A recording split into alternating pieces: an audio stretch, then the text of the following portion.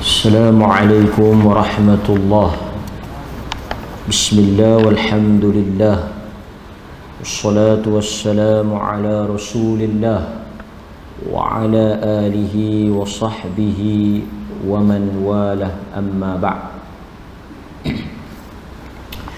Hadirin mukminin, tuan-tuan, muslimin, muslimat yang dirahmati oleh Allah Subhanahu wa ta'ala, kita bersyukur kepada Allah kerana pada bulan yang mulia ini kita berpeluang dan diberikan kesempatan untuk saya dan tuan-tuan meluangkan sedikit masa kita mendengar hadis-hadis Nabi sallallahu alaihi wasallam, yang mana tuan-tuan, kita berdoa agar program ini ataupun durus Ramadan ini menjadi sebahagian daripada amalan kebaikan yang diterima oleh Allah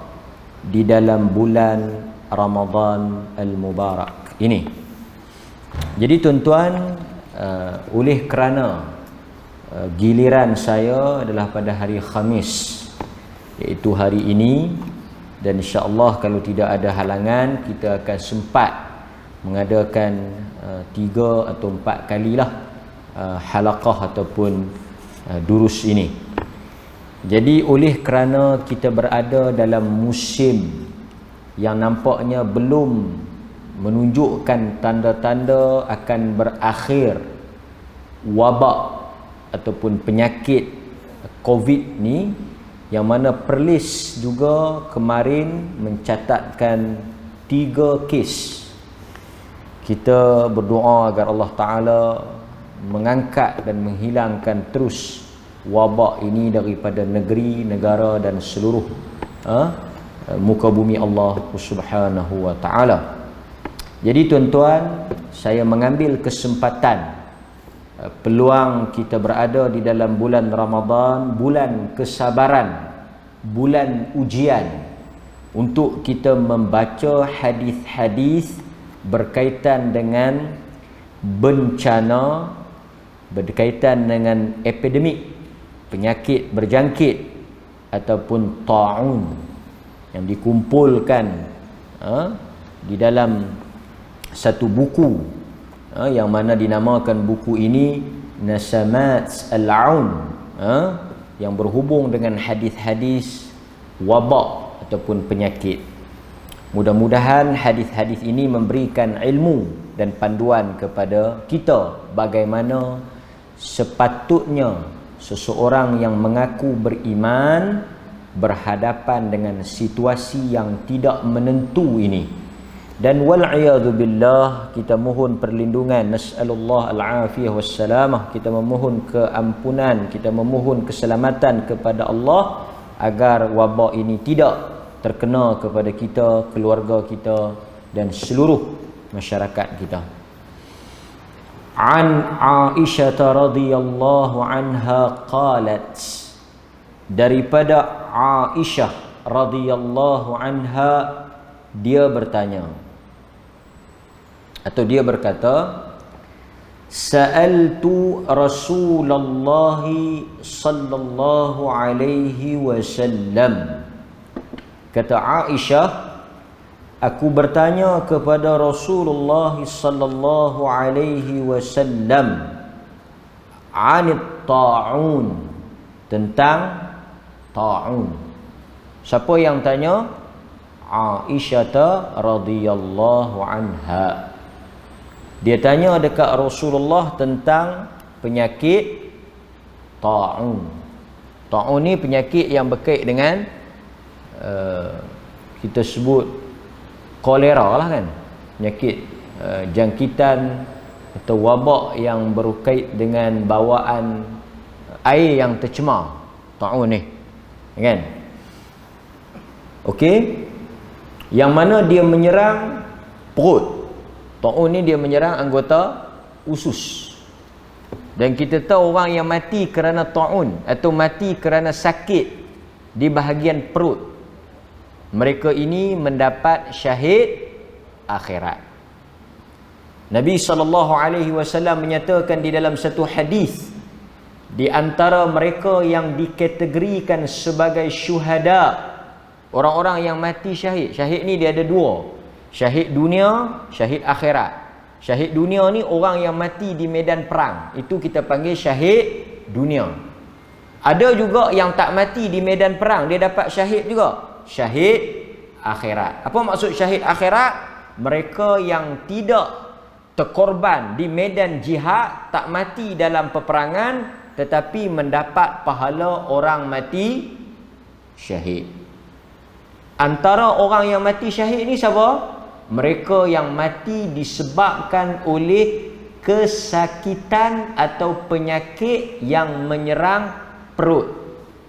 Sakit yang berkait dengan perut, sakit usus, kanser usus ke, appendix ke, apa-apalah kan, yang berkaitan dengan sakit perut ni, termasuk ta'un ni, mereka mendapat pahala syahid akhirat. Kenapa orang-orang yang kena penyakit yang berat macam ni diberikan pahala syahid? Di kalangan para ulama, mereka menyebut bahawa Allah menganugerahkan pahala syahid kepada orang yang mati kerana kesakitan perut ataupun kesakitan yang dahsyat.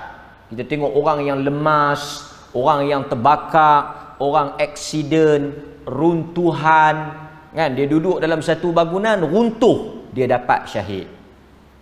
Pasal apa orang-orang yang macam ni mendapat syahid? Kerana mereka telah mengalami dan menempuh suatu kematian yang sangat menyakitkan. Di atas apa? Di atas kesakitan dan di atas apa? Perkara yang berat yang mereka tanggung itu, mereka mendapat pahala syahid. Ada orang tanya, ni mati lapar ni syahid tak? Puasa, tahan lapar mati. Ada orang mati tentang puasa. Dia kata aku tak boleh tahan ni, aku nak mati ni. Lapar. Saya tak tahulah, tapi kalau betul ada orang mati, pasal kita dengar orang Rohingya kadang-kadang berhari-hari tak makan. Bukan tak makan siang lagu kita ni, malam pun tak makan. Duduk atas bot, duduk atas kapal tu, hanyut tu, bermalam-malam tak makan. Tak mati pun. Tapi bila cek, bukan mati lapar, mati kesejukan. Kita yang sok tadi tiba 3-4 pinggan baru pukul 10, duk buat lebih Somalia daripada Somalia pula. Duk buat tak larat, duk buat lapar. Teruk. Dia tahu aku tak boleh piah ni, aku takak pukul 11. Saya kalau aku tahan lagi sampai lohok, boleh jadi hang semayang jenazah kat aku. Tak ada lagi kita dengar kan. Ni baru ujian sikit kan. Okey. Gastrik. Gastrik pun sakit perut juga. Gastrik lah, bukan gastrik. Gastrik yang betul ya, yang sakit memang perut kan, angin dia ni. Yang tu pun kalau dia mati kerana gastrik, dia dapat syahid lah, syahid akhirat ni. Syahid ni apa kelebihan, keutamaan besarnya pahala syahid ni? Apa dia yang kita nak buru, yang kita nak rebut, yang kita nakkan mati syahid tu, yang kita sangat mendambakan mati syahid tu? Apa besar dia tuan-tuan? Semua dosa yang tuan-tuan buat batal habis. Besar bila kita kata seseorang itu dikurniakan syahid. Dia dapat apa? Kesemua dosa yang dia lakukan dipadam oleh Allah. Itulah keutamaan syahid. Maksudnya siapa-siapa yang mati syahid tu, dia mati seperti dilahirkan. Dia mati seperti kanak-kanak yang baru dilahirkan. Pasal apa? Bersih, suci daripada sebarang dosa. Tak nak. Itu dia tuan-tuan. Kita balik bertemu dengan Allah dengan tak ada dosa. Kecuali satu lah, hutang lah. Yang tu tak dapat lah, pasal yang tu berkait dengan orang. Nampak? Sebab itu sahabat Yang tengah makan tamar ni, yang tengah makan kurma, yang tuan-tuan duk makan lah ni, bulan-bulan puasa ni makan kurma kan. Dalam hadis Nabi kata, satu orang sahabat dia makan buah kurma. Dia tanya dekat Rasulullah, dia kata, ara'aita in qutiltu fa aina ana ya Rasul? Kalau aku mati ni, kalau aku syahid ni, aku pergi perang aku syahid ni, Allah bagi apa kat aku? Bagi syurga. Orang mati syahid ni syurga. Dia buang buah kurma yang dia makan tu, dia buang. Dia pergi perang. Itu yang saya sebut tentang syahid ni. Okey. Akhbarani, maka Nabi SAW memberitahu kepadaku tentang ta'un. Tuan-tuan dengar molek-molek ta'un ni. Pasal ta'un ni juga boleh kita kategorikan dengan COVID ni. Walaupun berlaku perbincangan di kalangan para ulama, Nabi sebut ta'un, tapi kalau penyakit lain yang ada sifat macam ta'un ni, yang berjangkit ni, boleh tak kita nak masukkan dalam hadis ni? Kita dengar dulu apa yang Nabi sebut. Sekejap kita bincang. Akhbarani, maka Nabi memberitahu kepadaku tentang ta'un. Dengar apa kata Nabi. Apa jawapan Nabi kepada Aisyah radhiyallahu anha. Nabi kata apa? Nabi kata annahu. Hu tu balik kepada siapa? Sesungguhnya ta'un. Sesungguhnya ta'un itu azabun yab'athuhu Allahu ala man yasha'. Pertama, Nabi kata ta'un adalah azab yang Allah bagi kepada siapa yang dia nak. Ala man yasha'.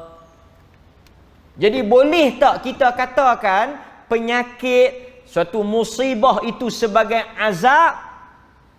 Kata Ibnu Abbas, boleh. Tapi kita kena tengok orang tu lagu mana. Sebab hadis ni tak habis lagi. Tapi boleh tak tuan-tuan menyebut COVID ini sebagai azab, penyakit itu sebagai azab, kesusahan itu sebagai azab? Kawan tu kena satu benda yang menyakitkan, yang menyusahkan, yang dia tak suka. Boleh tak kita kata ini azab Allah? Boleh. Kerana azab Allah ada dua.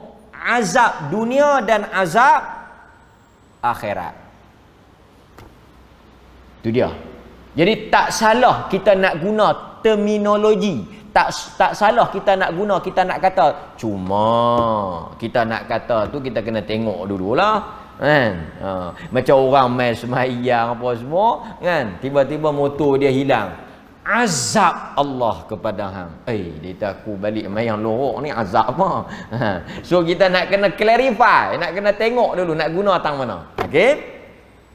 Kemudian Nabi kata apa? Pasal itu dalam hadis Nabi SAW kata, apabila Allah memberikan azab di dunia, Allah tidak akan lagi mengazab di akhirat. Siapa-siapa yang dah kena di dunia, dia tak akan kena lagi di akhirat. Itu sebagai satu bentuk apa? Sebagai satu bentuk penghapusan. Itu satu berita juga untuk kita. Okey. Peringkat yang pertama, bahagian pertama Nabi kata annahu azabun. Annahu azabun. Itu adalah azab yang Allah hantar, yang Allah timpakan kepada orang yang dia nak. Okey. Wa anna Allah ja'alahu rahmatan lil mu'minin. Tadi azab, yang ni rahmat. Tu dia tuan-tuan. Saya baca kan, tapi kita tak mau juga kena. Saya baca aja, kena tak mau juga. Allah kata apa? Wa annallaha ja'alahu, dan Allah menjadikan kepada orang-orang yang beriman rahmatan lil mu'minin. Ta'un tu sebagai rahmat kepada orang beriman. Jadi tuan-tuan, kalau kena dekat orang yang tak beriman, namanya azab. Kalau kena dekat orang beriman, namanya rahmat. Hadis ni riwayat siapa? Hadis ni ada dalam Sahih Bukhari. Jadi kalau saya sebut tu imam kena semua pula. Apa kita kita jangan bagi contoh. Kita kata lah orang bagus ni tu imam lah kan. Kata lah orang bagus kena. Kan? Kita dengar ada juga tuan-tuan, ada ulama yang kena COVID. Di Jordan, seorang syekh Ali Hasan Al-Halabi, alim besar hadis, ulama hadis, dia meninggal kerana COVID. Jadi yang tu azab ke rahmat? Yang tu rahmat. Pasal dia orang beriman, ulama. Masa dia hidup, dia mempertahankan hadis Nabi. Masa dia hidup, dia jaga hadis Nabi. Dia berkhidmat untuk hadis Nabi. Ulama macam dia pun Allah bagi penyakit COVID.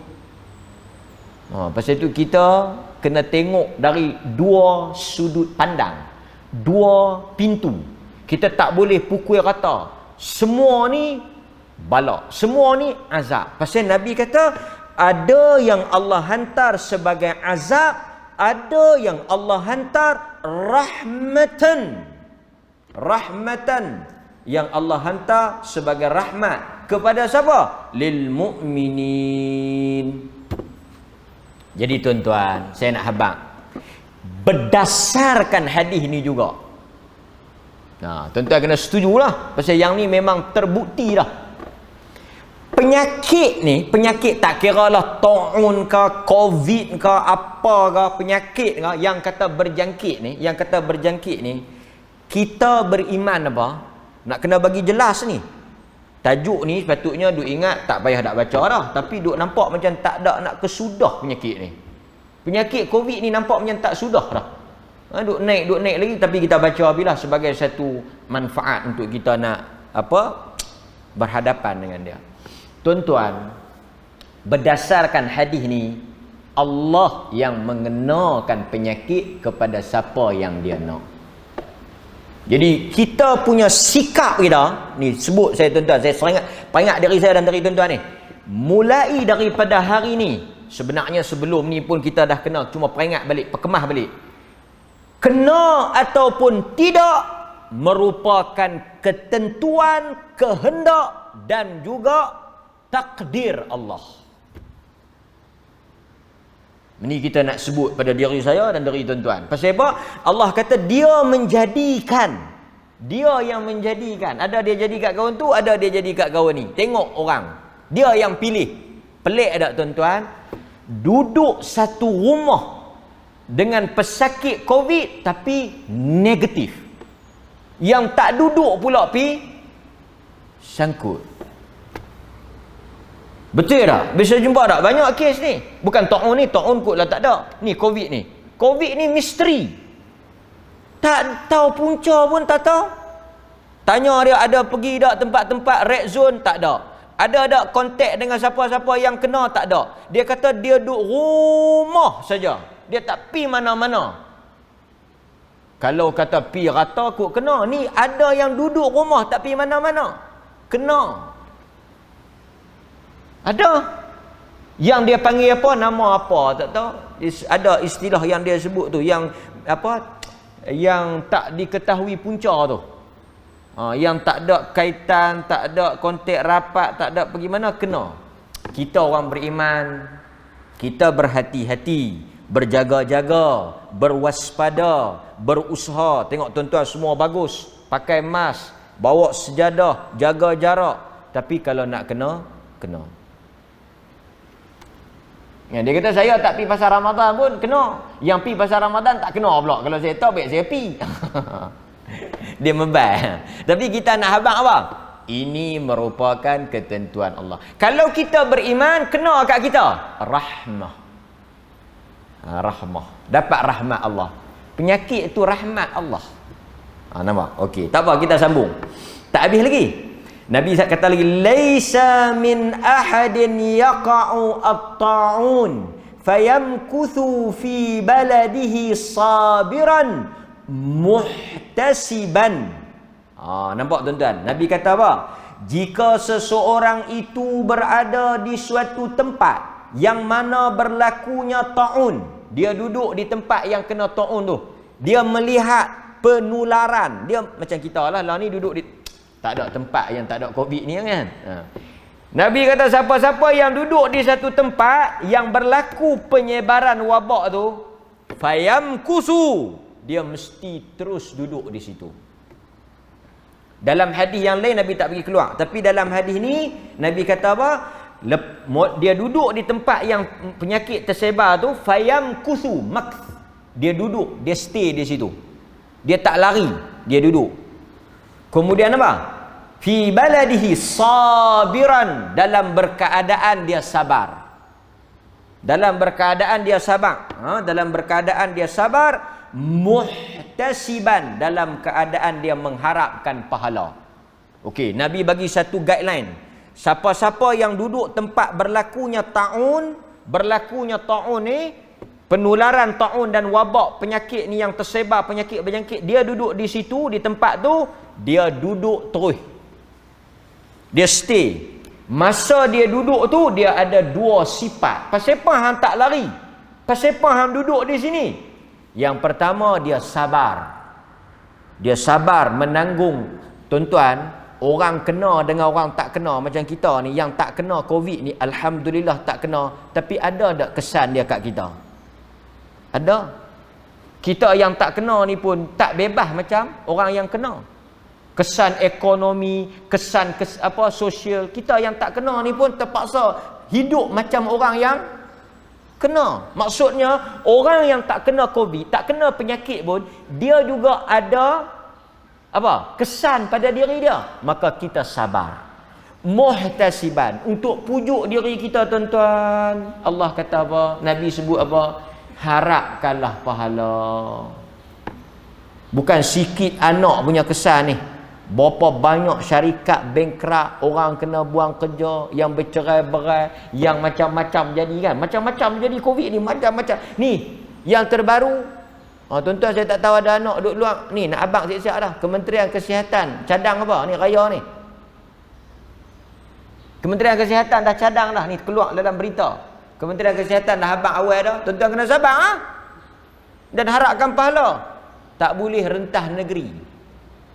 Siapa yang ada bini banyak, bukan bini banyak, anak banyak silap. Yang ada bini banyak tu kena sabar dan mengharapkan pahala. Sedih tak? Sedih. Sedih anak tak balik lebih sedih daripada tak main masjid. Betul ke tak? Tak betul. Tak main masjid lagi sedih. Tambah satu Syawal nanti, dengar daripada laungan masjid negeri, Allahu Akbar, meleleh air mata. Meleleh air mata ni. Nabi kata sabar, harapkan pahala. Ada tuan-tuan anak-anak yang sampai ke mati tak boleh tengok ni. Mak pak duk sakit, tak boleh nak balik, lalah kali balik main mati. Ada? Bukan sikit, banyak. Banyak depa tak boleh nak, bukan depa tak mau balik, depa tak boleh nak balik. Siapa yang duduk dekat-dekat ni, orang duduk luar nak balik tergedik-gedik nak pergi tengok pak. Yang duduk dekat tak pergi tengok ni macam mana, tuan-tuan? Kita nak buat apa ni? Yang duduk dekat ni tak mau pergi tengok kan. Depa duk risau ni, mak dah sakit nak balik tak boleh. Balik-balik main mati. Tapi tak apa. Nabi kata apa? Sabiran muhtasiban. Jangan kamu lawan, jangan kamu protes, jangan kamu engkar, sabar muhtasiban. Dalam dia sabar tu, dia kena kata apa? La ya'lamu annahu la yusibuhu illa ma kataballahu lahu. Nabi kata dia sabar, dia bersedia, apa kemungkinan pun dia redha. Dan dalam masa tu, tuan-tuan semua ni kena pasak dalam kepala ni, kena pasak dalam hati ni apa? La yusibuhu illa ma kataballahu lahu. Tidak akan menimpa dirinya penyakit taun itu melainkan apa yang ditulis oleh Allah ke atasnya. Jadi tuan-tuan, kena tak kena ni sudah ditulis. Pasal itu jangan kata kat orang yang kena. Orang yang pakai gelang pun tak payah duk kata apa lah kat dia. Bukan dia minta. Ada siapa-siapa pergi minta. Ada tuan-tuan jumpa, dia ni memang ustaz ni minta tergedik-gedik nak kena. Tak ada. Semua orang tak minta, tapi Allah tulis dia kena. Kita mungkin belum masa kita. Jadi jangan pandang serong. Jangan ni kadang-kadang macam kusta. Ada yang ni tak mau ambil duit lah. Kan? Ada yang dah lega ni, yang dah lega dipulaukan pula. Jangan mungkin kita kena baca lah. Itu semua Nabi satu hari Nabi dukung Ibnu Abbas. Dukung Ibnu Abbas. Nabi kata dekat Ibnu Abbas, ya gulam, wahai budak. Dalam hadis yang diriwayatkan oleh Al-Imam Tirmizi, Nabi kata, ya gulam, dukung Ibnu Abbas. Nabi kata, wahai budak, wa'lam. Ni tuan-tuan tanya saya, macam mana tak mau bagi kena ustaz? Dalam hadis Ibnu Abbas, macam mana tak mau bagi kena Covid ni? Ini ada petua dia. Petua ni bukan petua pelik-pelik. Kadang-kadang petua pelik-pelik duk dengar kan. Ni petua betul. Depa duk tanya ni nak bagi tak dahaga macam mana? Minum air. Depa duk tanya petua tak bagi lapang air masa puasa ni macam mana? Minum air. Betul tak petua saya? Tuan-tuan tanya betul tak? Tak boleh marah. Tuan-tuan tanya petua tak bagi. Dia kata minum air segelas hilang dahaga, betul? Itu petua dia. Puasa tak bagi lapang air macam mana? Puasa lapang. Ni yang saya pelik, orang duk petua tak bagi lapang air ni. Ni yang kawan ajak tak lapang air kau ni. Tuan-tuan tahu tak siapa dia yang lapang air? Tuan-tuan tahu tak siapa dia yang lapang air masa puasa? Nabi. Nabi dahaga. Ni saya nak abang tuan-tuan, Nabi dahaga. Kalau tuan-tuan dahaga biasa. Yang peliknya, ustaz, dia puasa dia tak dahaga. Oi. Hampir cek tengok tah teh ais segelas apa. Nabi dahaga. Baca tak hadis yang sahabat nampak Nabi mandi tu? Baca tak tuan-tuan? Yang Nabi mandi tu, yang sahabat tanya Rasulullah, mandi ya? Dia kata dahaga. Panas. Dahaga mandi. Jadi tuan-tuan kalau panas dahaga pergi mandi. Tapi mandi sajalah. Ini tu shower lah. Nabi dahaga. Maknanya tak ada lah petua-petua tak dahaga tu. Baca ni tak dahaga, baca ni tak dahaga. Kalau ada baca apa tak dahaga, boleh kat Nabi dululah. Tapi Nabi bagi tahu dia panas, dia dahaga. Tuan-tuan bisa pergi tak puasa di Madinah? Jangan main-main puasa di Madinah. Hangat dia bukan lain macam. Kan? Hangat Madinah boleh pergi 40 lebih darjah. Terbakar kaki kita kalau berjalan atas lantai. Tu hangat. Nabi dahaga. Okey. So tuan-tuan, saya nak cerita apa? Saya nak cerita kat tuan-tuan, Nabi sebut kat Ibnu Abbas. Ibnu Abbas, ihfazillah yahfazka. Kau nak Allah jaga kau. Yang buat turun penyakit ni Allah Ta'ala.